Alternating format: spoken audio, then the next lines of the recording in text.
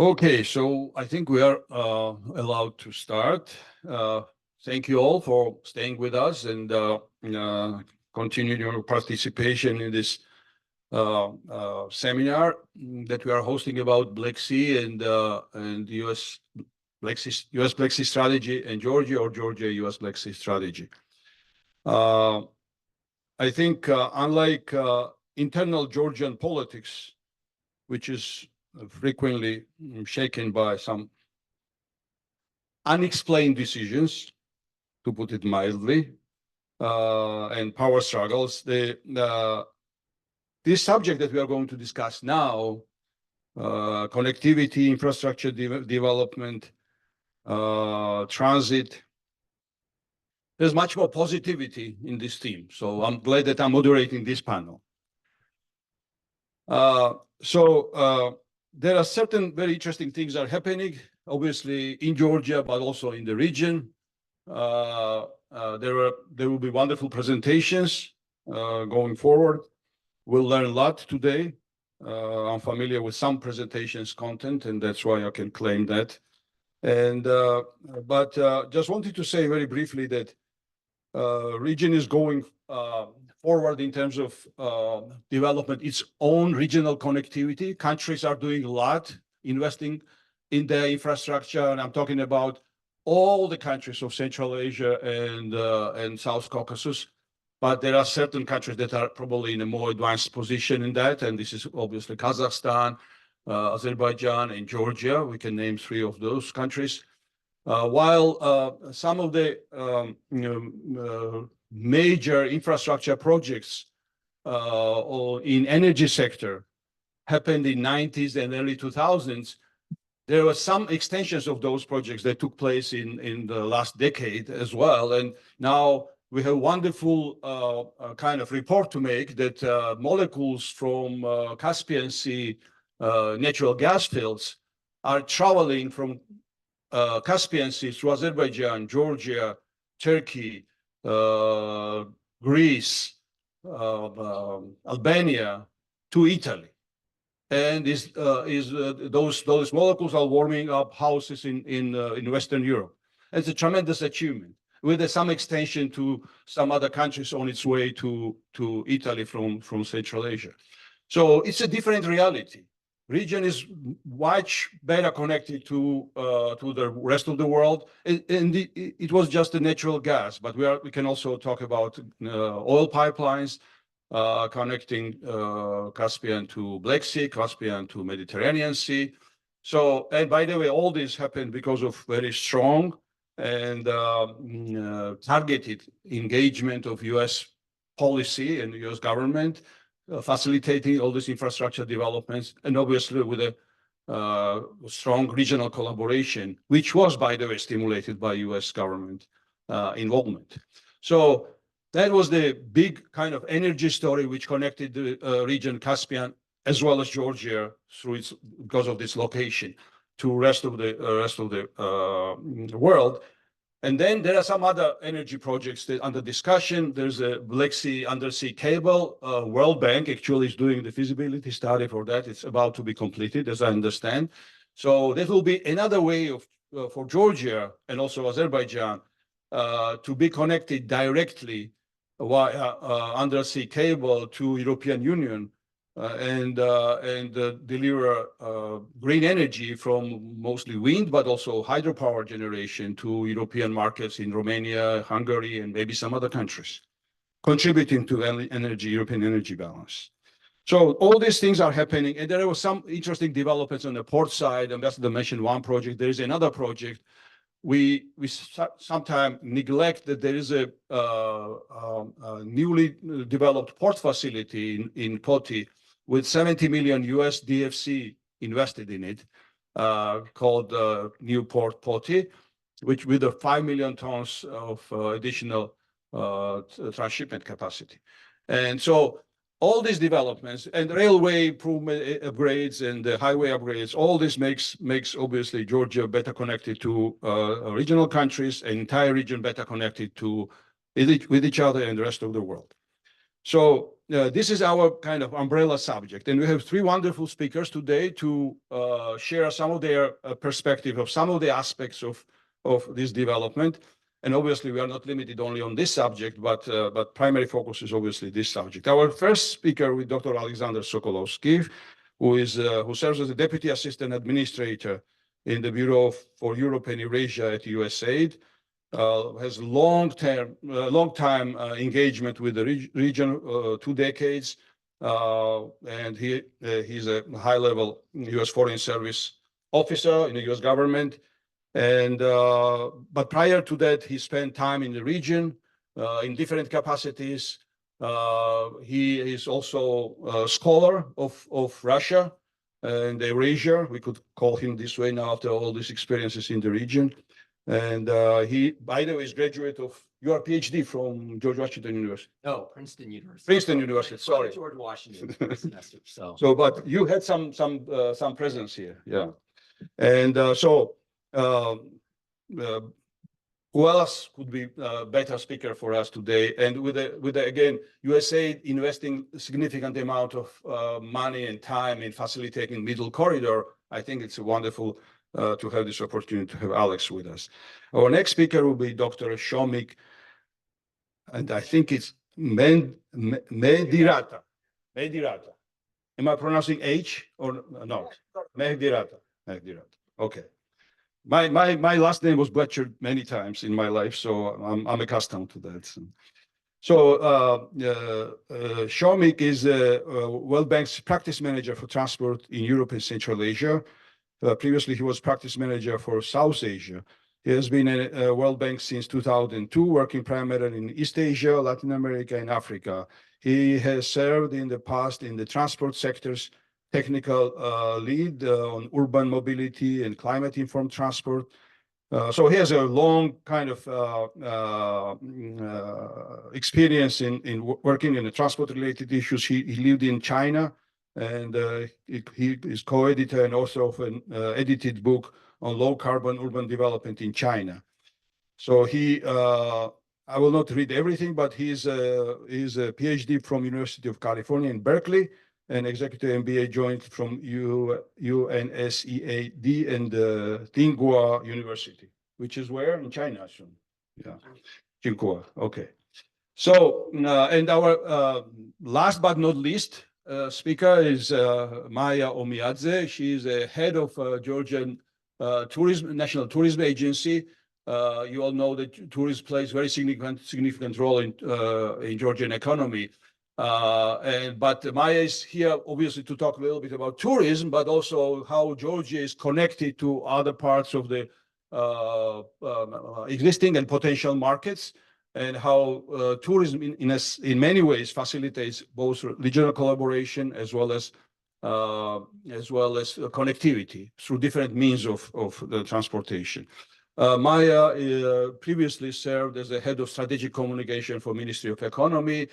She also served in several other government agencies in strategic communication, but her background is journalism. So now, without further ado, probably we'll ask Alex to start his presentation. Thank you. Great. Thank you very much, Mamuka. Can everyone hear me okay? Okay, great.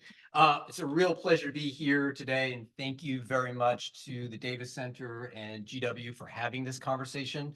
I like big, ambitious challenges and conversations, and Black Sea integration and cooperation is definitely one of those.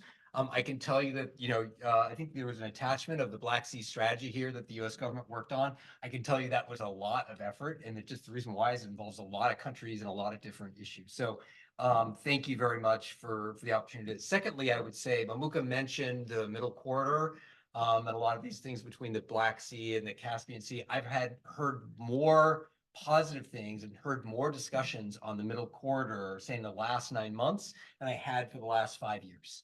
So there's definitely a critical mass of interest in this area that is kind of coming to, in some ways, ahead, if you look at it. So I would start off by saying that the Black Sea region does have tremendous potential as a connector between Europe, the Caucasus, and Central Asia, and increasingly cooperation among the region's partners will be vital for their own sovereignty, development, and for opportunities for economic cooperation, trade, economic security, and food security.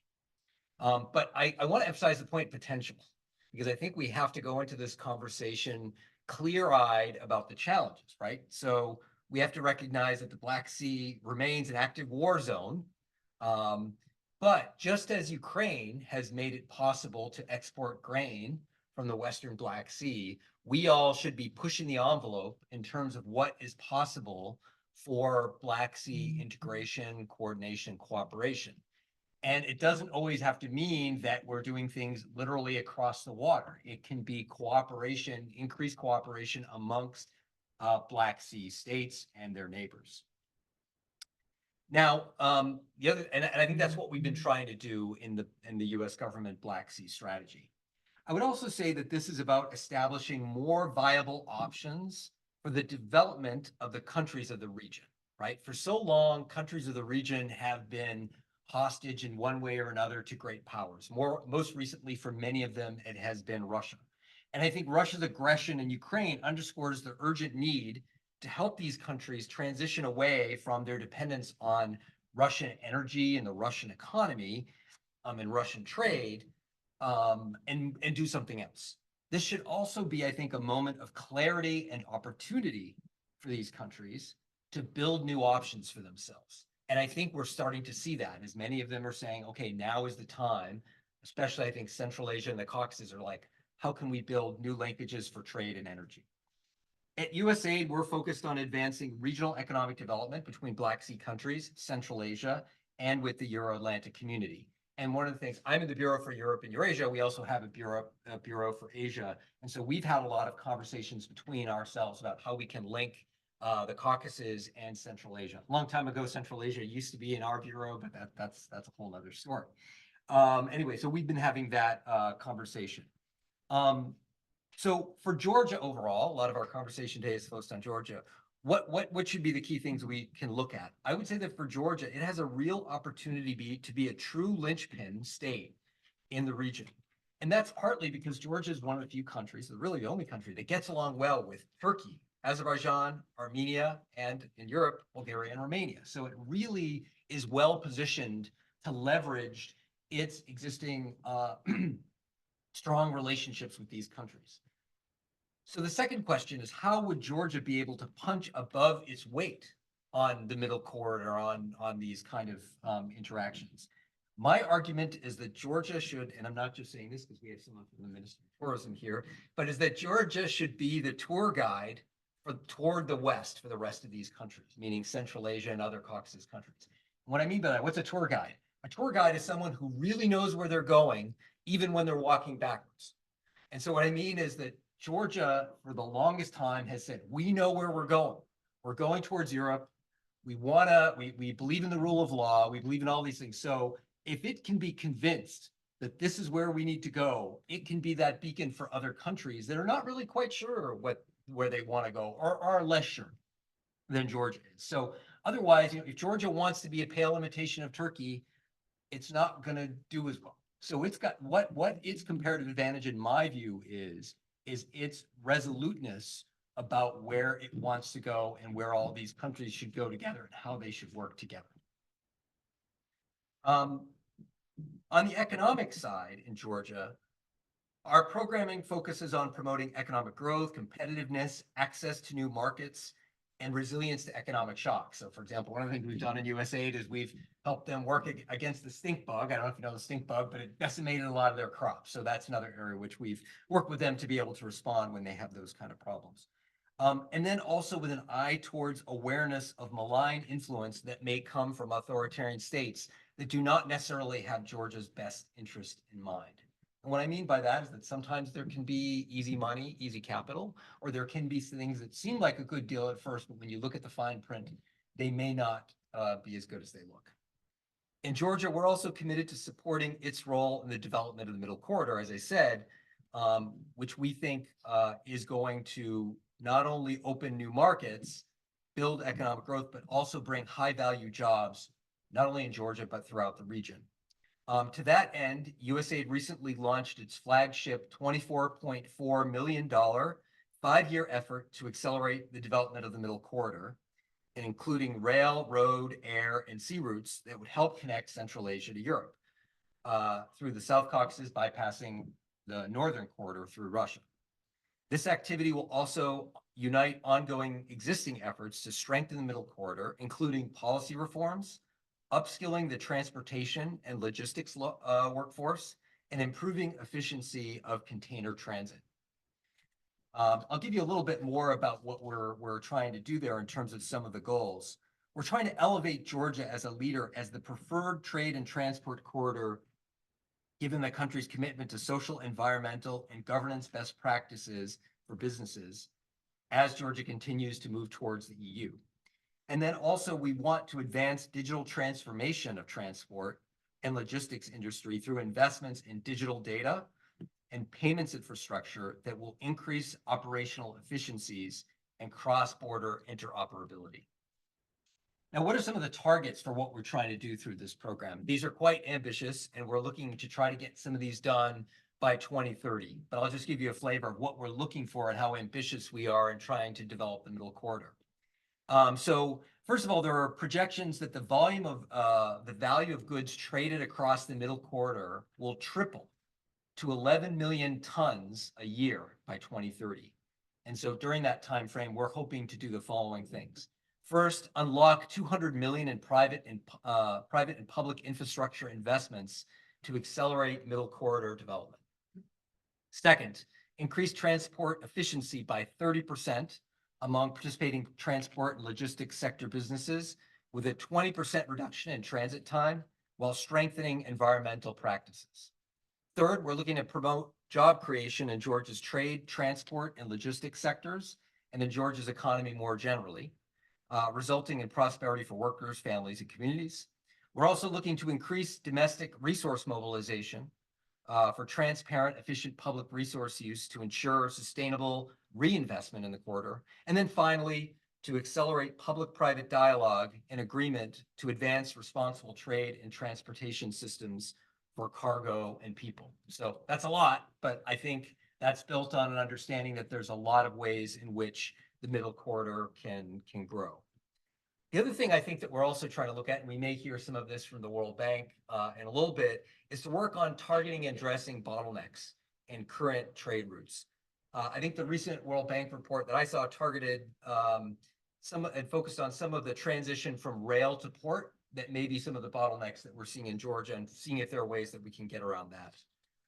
And as Mamuka mentioned, we've been working hand in hand with the Development Finance Corporation, DFC, on advising them on technical assistance for their investment in the Port of Poti. Let me move now to energy. So on energy, USAID is strengthening the region's energy security by enhancing physical and market connectivity, supporting supply diversification, and making the sector more resilient to withstand and overcome a wide range of threats, including cyber attacks to critical energy infrastructure, which we know has happened across the region. All of this work is critical to preventing regional supply shocks and cementing the region's clean energy future. As part of this work, USAID supports the integration of the electricity markets across the South Caucasus and between aspiring EU member states. We're working to also enhance redundancies between these partnerships and optimize power generation to meet consumer demand. For example, we've supported the development of an electricity trade market between Georgia and Armenia.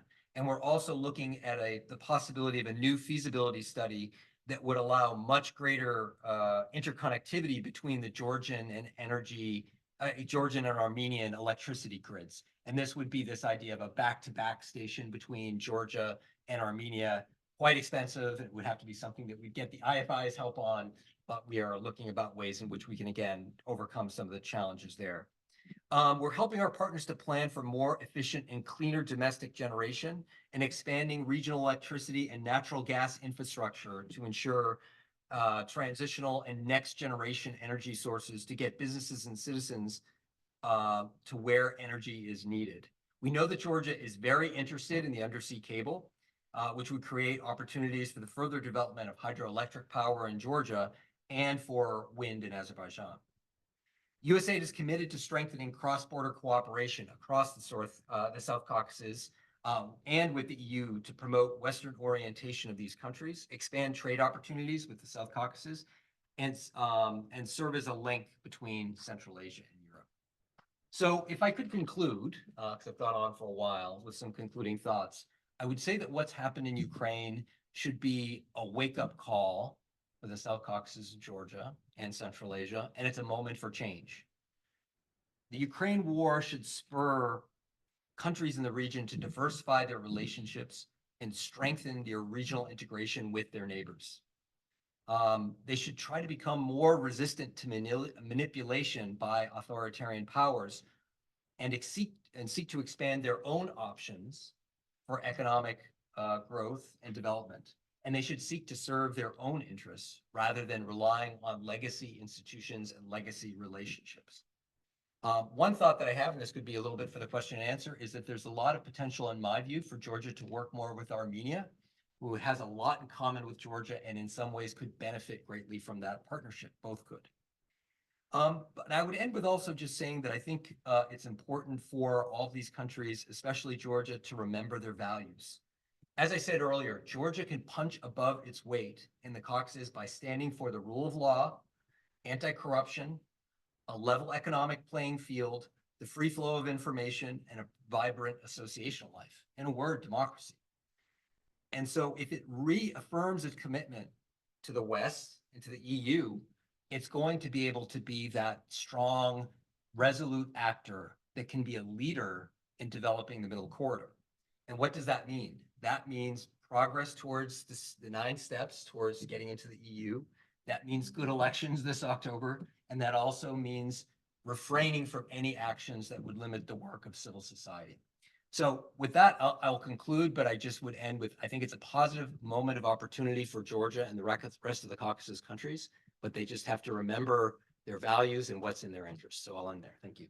Thank you, Alex. A great setting of stage for our next presentation and discussion. Shomik? Hey. All right. I'm just trying to figure out the logistics of this.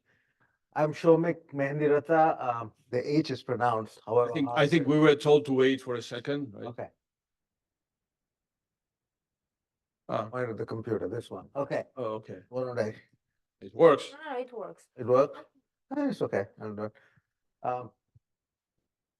Yeah, I have to say, a good thing about going to Georgia is I'm not embarrassed by how hard my name is to pronounce anymore. It's like, come on, So I work at the World Bank. And I'm going to present results of a report we did on the Middle Corridor. So this is it's I'm standing on the shoulders of others, and really talking about work that people who know much more about the region did than I know. But essentially, we all know here, I hope, what the Middle Corridor is, but it's always good to have this on the map. And it's good to see that, sometimes people think about just Central Asia and the Caucasus, but really for us, the Middle Corridor is what connects Central Asia, Chinese, South Caucasus, and European markets. So Turkey is a big part of this, and not at the moment, but hopefully with some of the investments we are helping finance, it will be. And let's also admit that right now we're talking about a bulk corridor that really serves the region. Okay, so what does that mean? First, that it's mostly bulk. A lot of that is fossil fuels. And why does that make a difference? I'm a technical person, very different from the presentations and the discussions you've had before. But what that means is when you're talking about bulk, it doesn't worry about time so much. Today, tomorrow, next week, it's kind of okay. But it needs infrastructure capacity. If the rail is not strong enough, bulk is heavy, you've got a problem. As opposed to containers, very light, but they need to be tracked and they need to be fast. 4-hour delay in containers is a 4-hour delay. It's almost like a person. So you have a corridor that's mostly bulk, and most of it is local to the region, right? So if you think of all the traffic that has one leg in China, the Caucasus, or South Caucasus, or Central Asia, only 13% of it has a leg in China, and of that, only 1% of the Chinese traffic goes to Europe, which is to say that this is not a corridor that today is carrying a lot of containers between China and Europe. And you can imagine most traffic between China and Europe goes by ship. High value items go by rail, starting with HP's kind of factory from Chongqing that took stuff over to Europe. And all that high value stuff mostly still goes on the Northern Corridor. But because of Russia's invasion, there is a lot of buzz around the Middle Corridor, and even more so with what's happening on the Red Sea. The idea of having resilience in supply chains is just more and more important. So in summary here, it's a bulk corridor. Most of it is local to the region. And while it's critical for Central Asia, for the China-EU container traffic, it's one of many routes. It offers resilience. At the moment, it's not by no means a primary route or even a very attractive route. Okay. And what we say essentially is that, by 2030, which is not very far away if you look in terms of infrastructure, building infrastructure takes a long time. If the corridor is able to achieve 5 things, it can triple volumes and half travel times. I mean, these are dramatic numbers, triple volumes, half travel time, without a whole lot of infrastructure. And the 5 things we talk about, first is what we call, create an economic corridor, which is to create jobs in the country. So I think someone talked about, high value jobs. What are we talking about? We're talking about jobs in logistics distribution. We're talking about creating jobs that are linked to a major corridor coming through. A second is offer integrated services. At the moment, most of the time, despite attempts to try and fix it, and it is getting fixed, if you're trying to get something from one end of the Middle Corridor to the other, what you're doing is buying service on each line. You can't do that. You've got to have one service that you can get to from origin to destination, get the price for that, get timing for that, and be able to trace that. And you've got to simplify the trade and transport transactions. And Alexander spoke about that a little bit. You can't have containers waiting at borders, especially for transit. You have to be able to figure out how to move them quickly. You've got to digitize the corridor much more. And there's some infrastructure, but also some rolling stock locomotives that need to be solved quickly. I don't know how much to talk about this, but just to give people a flavor.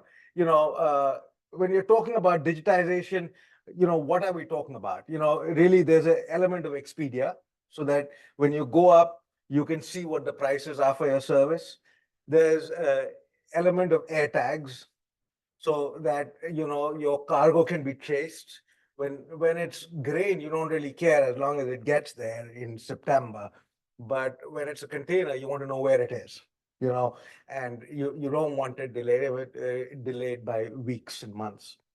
And then you need EDI, so you don't have to have paper-based documents from border to border. You have electronic documents.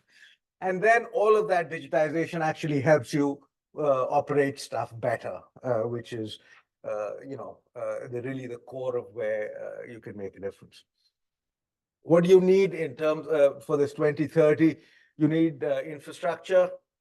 Some of it is Kazakhstan, some of that is Turkey, a little bit actually in Georgia. I'll talk about that. And rolling stock, mostly locomotives, and Georgia in particular has a severe shortage of locomotives. Capacity on the Black Sea, Poti ran at 99% last year.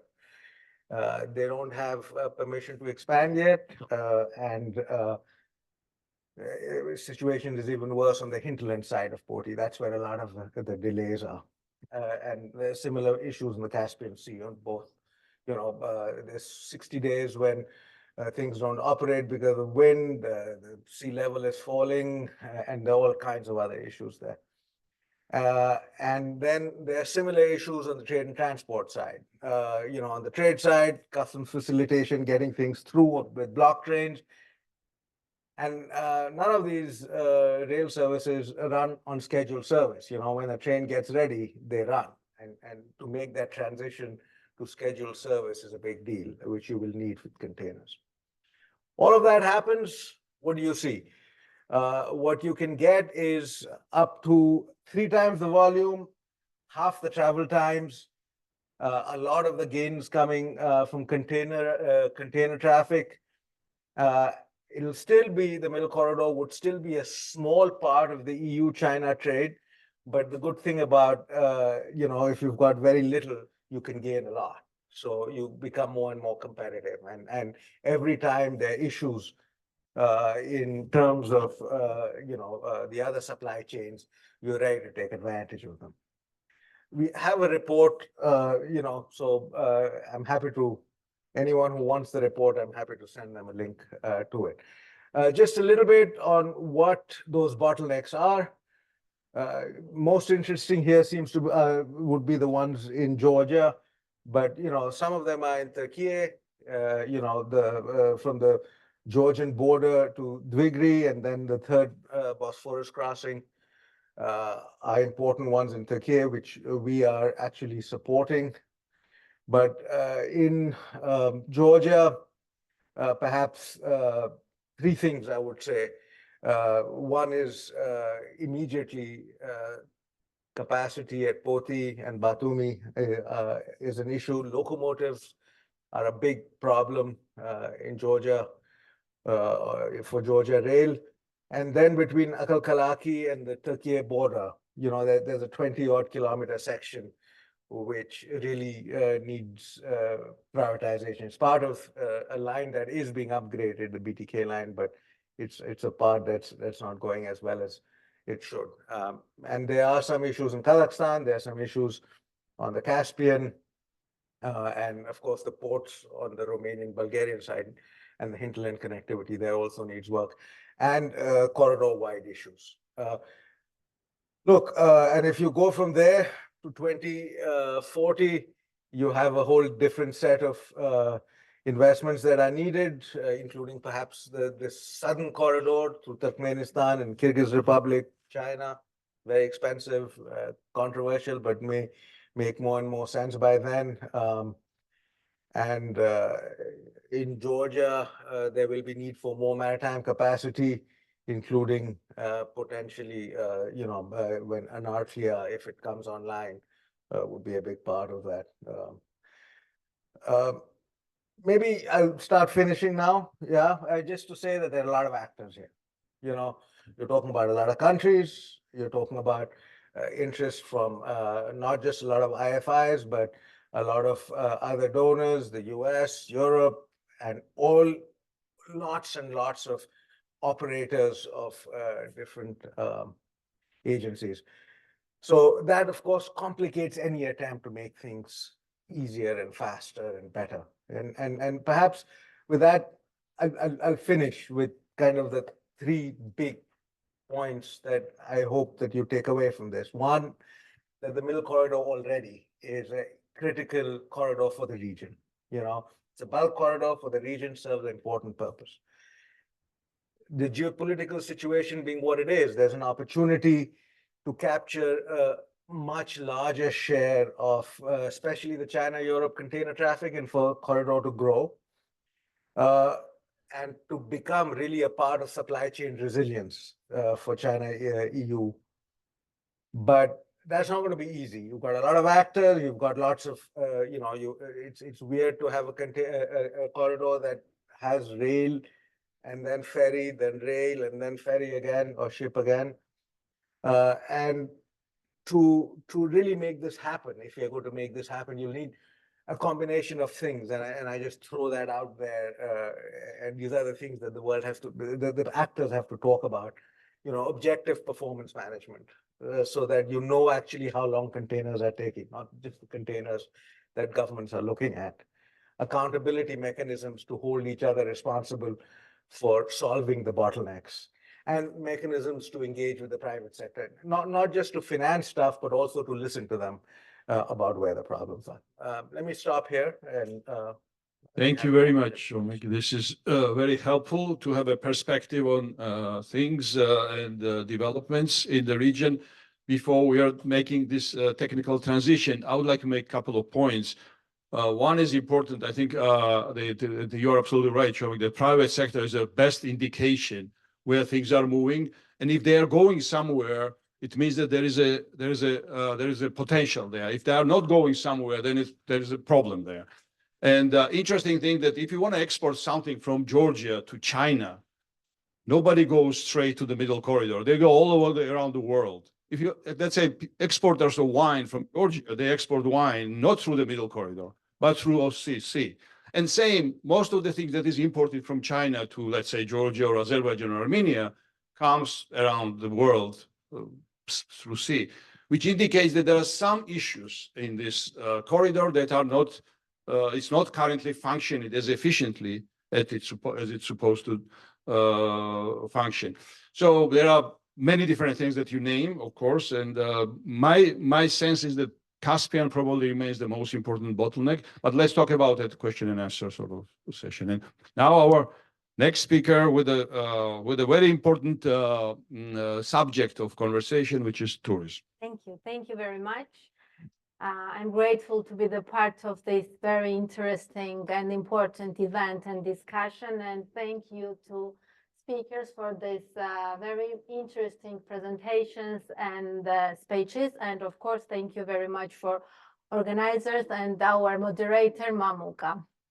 I would like to say a few words why I'm here in United States right now, because I'm the part of the fellowship program, which is organized by Rumsfeld Foundation and the American Institute of Foreign Policy. The name of the fellowship and then the program is the GAMGA Regional Fellowship. There is no region GAMGA, they created, and it includes the regions, countries from Central Asia, Caucasus, Mongolia, and Afghanistan. And I'm the part of this great program from Georgia. The program creates great network from these countries, which is a huge success. And thank you for the organizers. David is here. Bridget, thank you very much. As I understand and as I see, all of you are the great friends of Georgia and you know a lot about my country, but let me focus your attention about the tourism, which is, I hope, different perspective. Why Georgia location? Georgia serves a crucial link between Europe and Asia. It sits at the interaction of important trade and transit routes, making it a natural hub for connectivity. Here is the safety. Georgia is widely regarded as a very safe country with low crime rates and a strong commitment to ensuring the safety and security of its residents and visitors. Business climate. Georgia has implemented economic reforms aimed at attracting foreign investment and fostering business growth. The country's favorable business environment, including low taxes and simplified regulations, has encouraged the establishment of business in various sectors. European path, the country has granted EU candidate status in 2023. sorry, tourism and connectivity. Georgia, located at the, as you know, crossroad of Europe and Asia, has been increasingly recognized as a hub for connectivity. Tourism represents one of the most priority directions of Georgia and lies at the forefront of the country's economic development, contributing significantly to the country's GDP. Georgia achieved many successes through tourism and has grown to become one of the examples of how small nation can transform itself through the development of the industry. The country's places as sorry.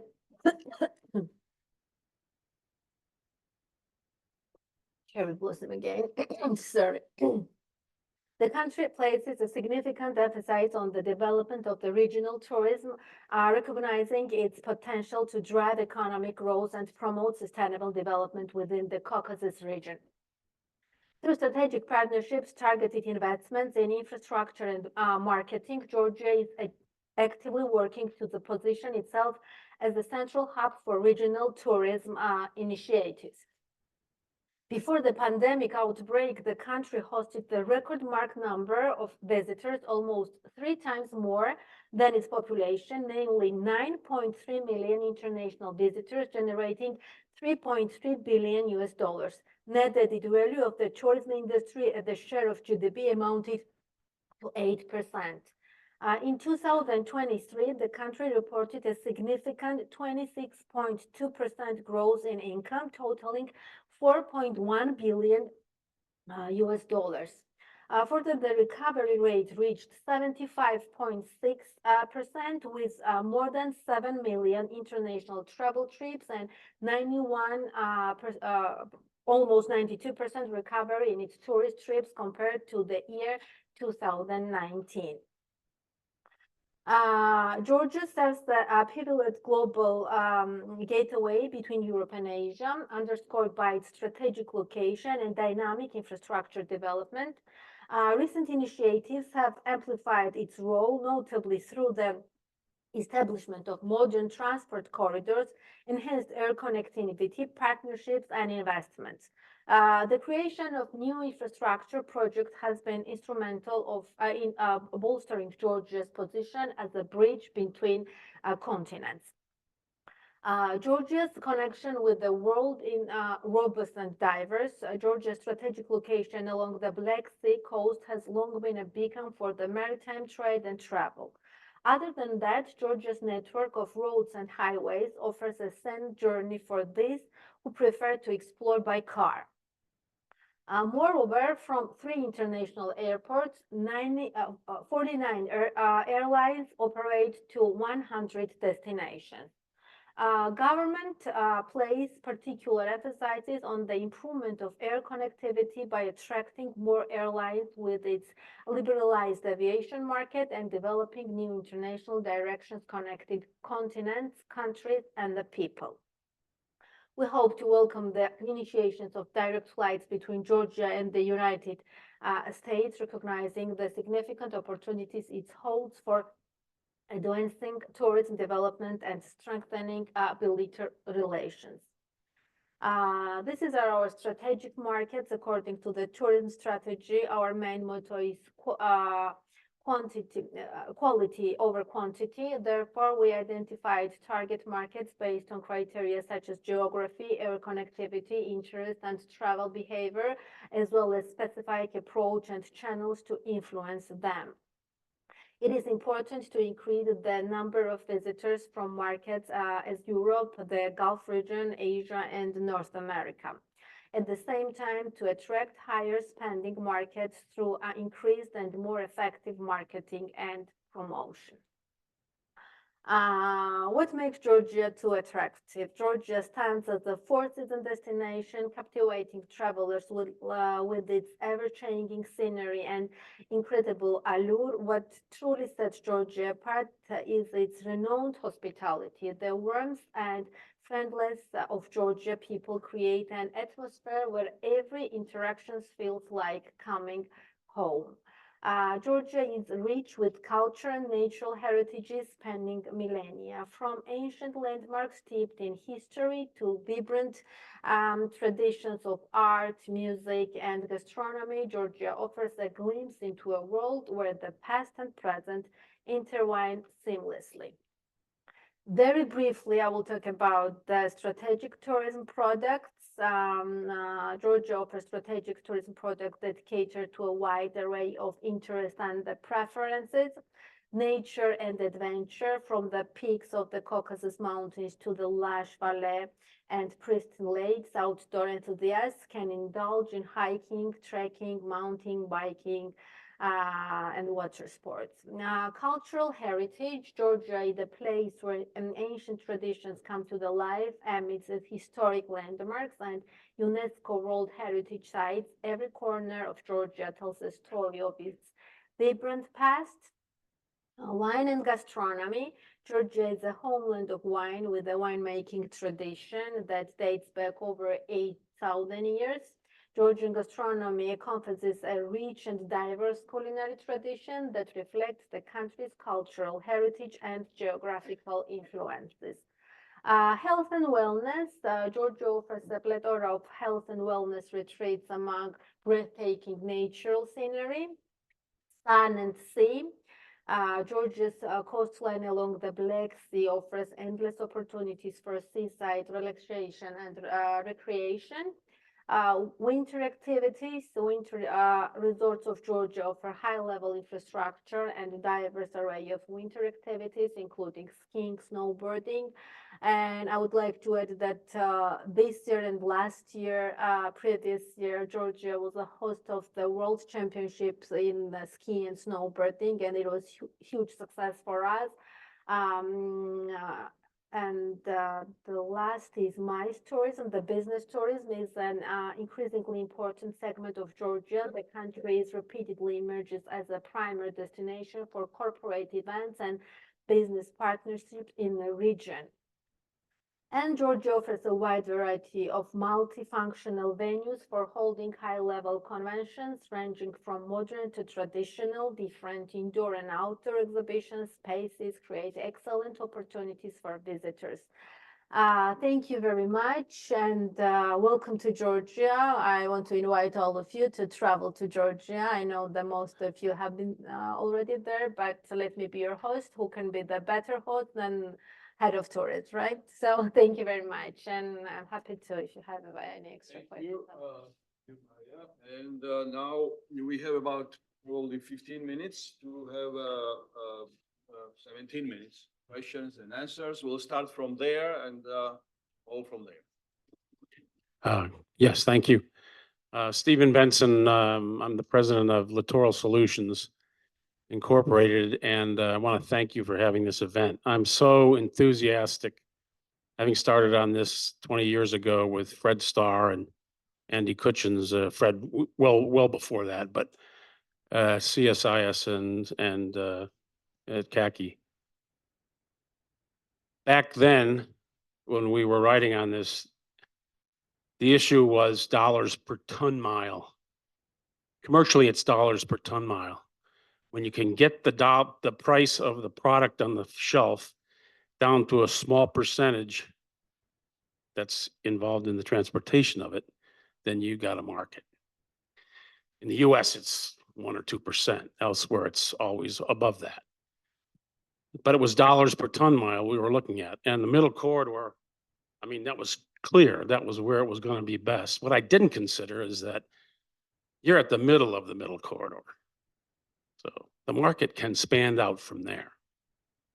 And you can draw attention to it in a place that has pretty vibrant cultural and social and geographical vibrance. The other thing that's changed since then is that it's not just about dollars per ton mile anymore. That's still extremely important. Lots of people don't think about it, but tons matter. It's dollars per bytes per mile. And I don't hear a lot about digital. The corridor that runs across around the world there also has a space corridor above it. And it can be one belt, one network, one road. It can be what the Chinese think it should be. But it is actually around the world. And the constellations that are going up are just huge. And they circle the Earth, every quicker than you think. Thousands of satellites at 100 times the speed that they had back when I was starting to look at this. So I would just urge you to take a look at those factors. And I'm very pleased to have been here. Thank you. Thank you very much. Any other questions or comments? And then we'll try to kind of respond to this comment. Yes, please. Thank you for presentations. And I have a question about this railroad through Kyrgyzstan and Uzbekistan. Is it like from economical part, comparing with through Kazakhstan, how is it? And like, do we have some perspectives of building this railroad? Yeah. Meaning whether it's competitive to Kazakh road or not. You want to start with that, and well, we can comment on other things. Yeah. Look, you saw we don't suggest that as a near term. We suggest that as a further term issue. And there is, like there is with the middle corridor, there is a strategic imperative. At the moment for Uzbekistan is one of the very, very few double landlocked countries. And One of two. yeah, I mean, maybe Luxembourg. One of two. Another one is Liechtenstein. Yeah, Liechtenstein. Yeah, I was wondering whether it was Liechtenstein or Luxembourg. And they have an imperative to, not be completely dependent on Kazakhstan for their importance exports. So that's where a lot of the imperative comes from. We are looking more deeply at this corridor, which Kyrgyzstan has repeatedly expressed a lot of interest in.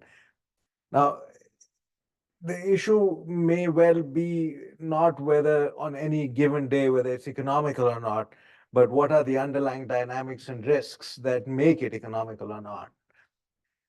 Because you have the same thing that, if you have enough transit traffic, then it is economic, But for China, it's one more route. It's a very, if I can speak the language of economics, it's very elastic, right? Chinese container demand.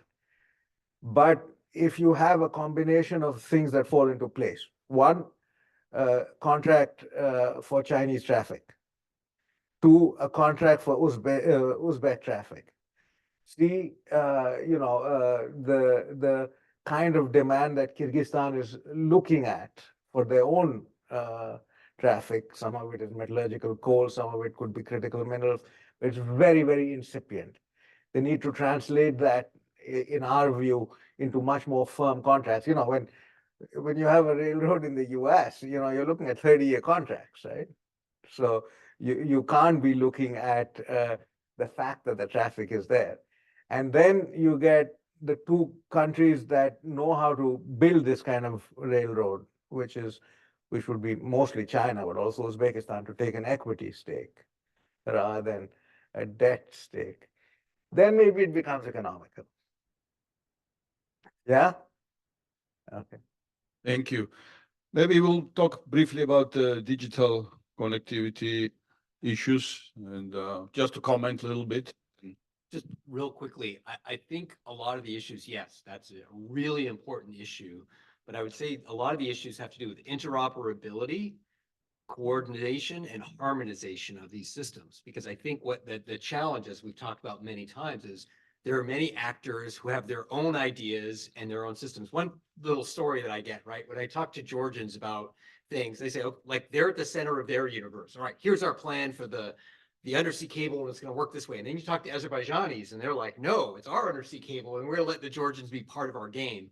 I think there's a version of that happens with the digital part of this, where everyone has their own plans. We know like Azerbaijan is interested in getting into space in a more aggressive way than it has in the past. So for me, ultimately, the challenge is going to be about harmonization, coordination, and interoperability of these different systems as we go forward. But I think it's a really important point that you make, that the whole kind of information connectivity about this is really important. One last thing I'm assuming was mentioned earlier in the context of Georgia is I know that with the undersea cable, that's not just about, you know, the electrons moving from stuff. It's also about the fiber optic cable. And so if that occurs, I think that will also be a game changer as well. So undersea power line has a parallel line that will have a digital component in it. Any other questions, please? Lizzie?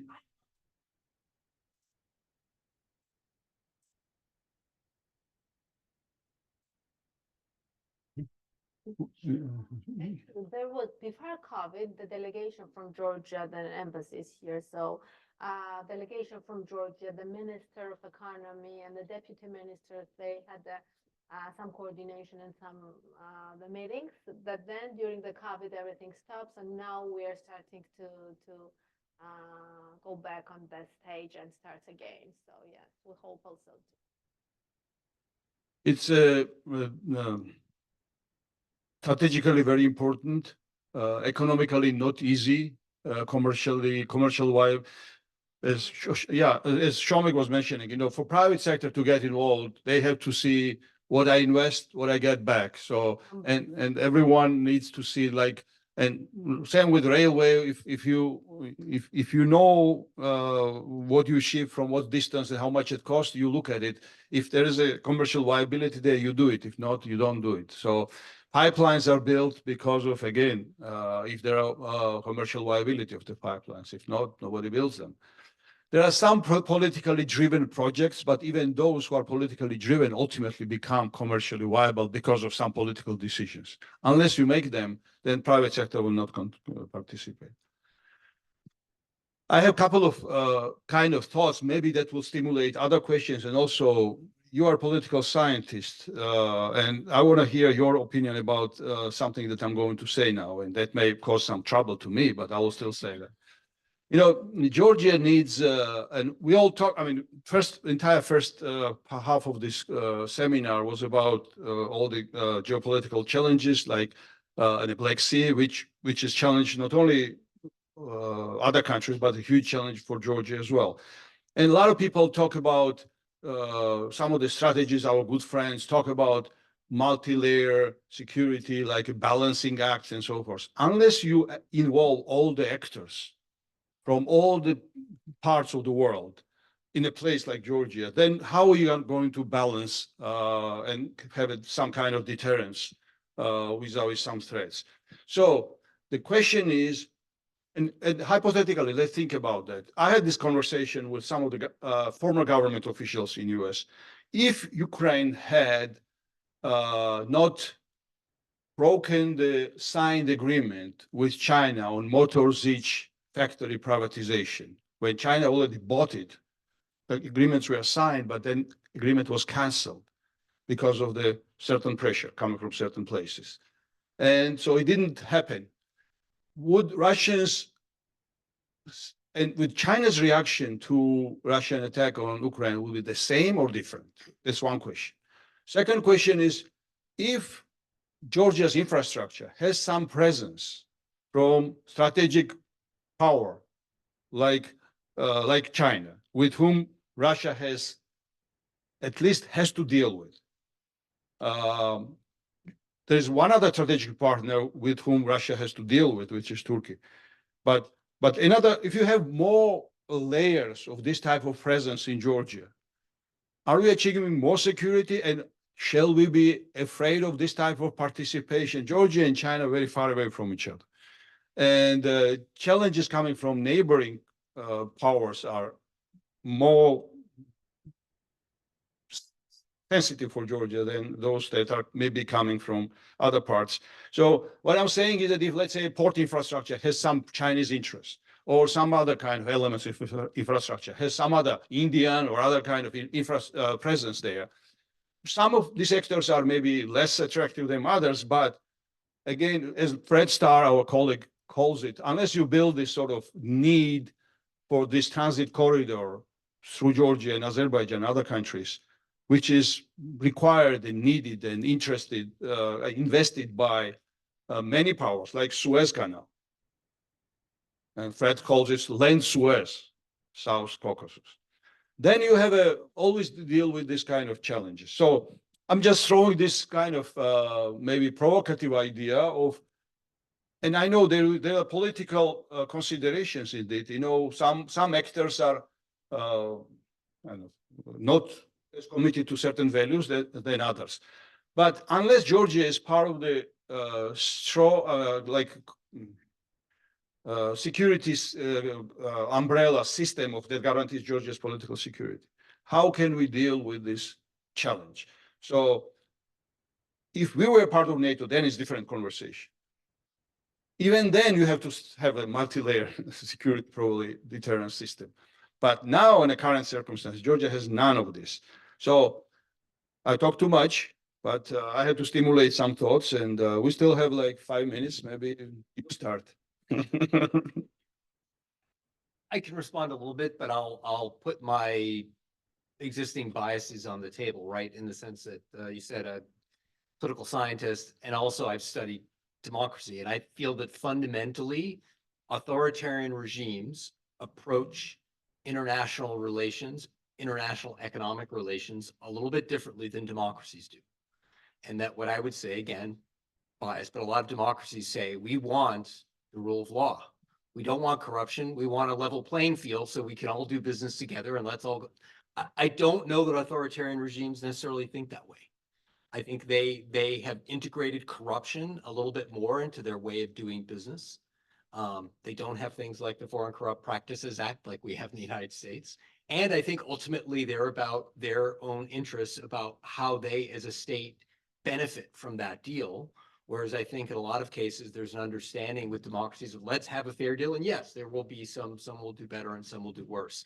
So that's my own biases. I have a bit more skepticism about small countries, especially smaller countries, engaging in big economic deals with large authoritarian countries and thinking about how they're going to do over the longer term. So that's my number one concern. But as you said, if Georgia wants to have some kind of economic, as you said, its security is not guaranteed in a lot of ways, and it's a big, dangerous world. So if it's going to have some, realistically relations with a lot of other authoritarian regimes, that's understandable. I happen to think that Georgia's interests lie with looking for security and economic engagement with the EU and with the United States. I totally agree with that statement, but the problem is that for 20 years, Georgia is committed to, every military operation US had, every kind of, and there were different, maybe we are in a relatively kind of low time in terms of bilateral commitments and so forth, but when we were in high times, we had still the same problem. Of course, Europeans had different attitude then, but I think maybe someone wants to comment on this, and then I'll probably conclude. So. You want to say something? Yeah, no. Okay, so I think first of all, before we conclude the conference, I just wanted to first of all thank our panel participants, because this is a long conversation. Maybe we should have it. We should have it separately and not in a public setup. Although I think I'll say one thing that unless you engage all the actors that have interest on the terms that are acceptable, internationally acceptable terms, then this is not a conversation. But there are ways I think you can structure deals when you can have presence of multiple actors and still achieve your own goals, but have some kind of interests of others also maintained. And by the way, this is the kind of theme and subject where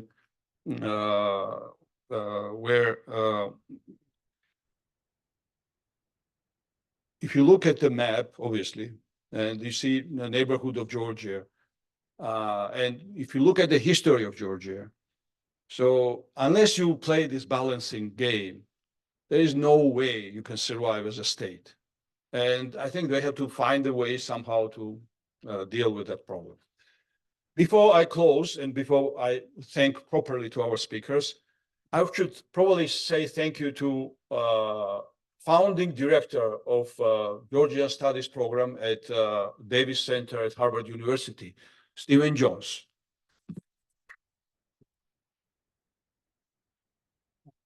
I think about probably 10 years ago, maybe even more so, when he first talked about this potential project to me, maybe he already discussed by that time this project with somebody else, but it was first time he was talking to me. I thought it was like pretty unrealistic and like a dreamlike project. But here we are with the program already concluding its second year, I think, of operations, 2.5 years. And it became already, I think, a magnet for many different good projects and good developments for Georgian students and scholars, for American students and scholars who are interested in Georgia. And I think it's very important that this project continues for indefinite future. But meanwhile, I just want to again thank Stephen for this kind of coming with this idea, with this vision, works through all the details of the program with Davis Center and Harvard University, and so bring us all together with his vision. So thank you again. Thanks to our colleagues from Davis Center for being here with us and supporting this event, and co-hosting is with us, and all the GW hosts of the event, and all the colleagues. Thank you all, our guests, and for participating in this half-a-day event. And hopefully this will be one of many in DC, because there are many of them happening in Boston. And again, finally, thank you to our speakers for your insights and knowledge, and sharing with us your view of Georgia's strategic presence on the Black Sea and how it's connected to the rest of the world. So thank you all. With that, Stephen, we should conclude probably our official part. It's working, right? Yes, you can hear me? Yeah. Well, I thank you, Mamuka, for that. And I do remember your skepticism, I must say. But over the years, Mamuka came round and became very important in encouraging me at the end to try and pursue this. But it's always very difficult starting a program like this. And I'm very proud of the fact that this is the only program actually that focuses on Georgia specifically that I know of globally, dare I say, let alone just in the US. There are programs in Europe that focus on Caucasian studies, but we're specifically focused on Georgia. But as I said earlier, you can't study Georgia without studying the South Caucasus and the Black Sea as well. So we try and be as connected as possible to all those countries and places that can affect Georgia's future. But again, thank you everybody for coming. Please look at our website as often as you can. The Davis Center website, we constantly list our events there. Most of them take place in Cambridge, but we have also lots of opportunities there. We're starting, for example, a graduate student forum that will involve both American students and Georgian students who will be organizing their own seminars on the web and talking to one another, establishing some bases for collaboration and research. One of the very important things about this program is to try and create American scholars who can talk to one another and who are interested in Georgian history and politics, because there's a real paucity, as you can imagine right now, of Americans who are specifically interested in Georgia. And that's something it's really important that that Georgia has support and interest in the United States, and that's really what we're trying to work at. So again, thank you everybody, and thank you Mamuka for being so central to the success of this seminar in DC, and hopefully we'll repeat it next year. Right, thank you.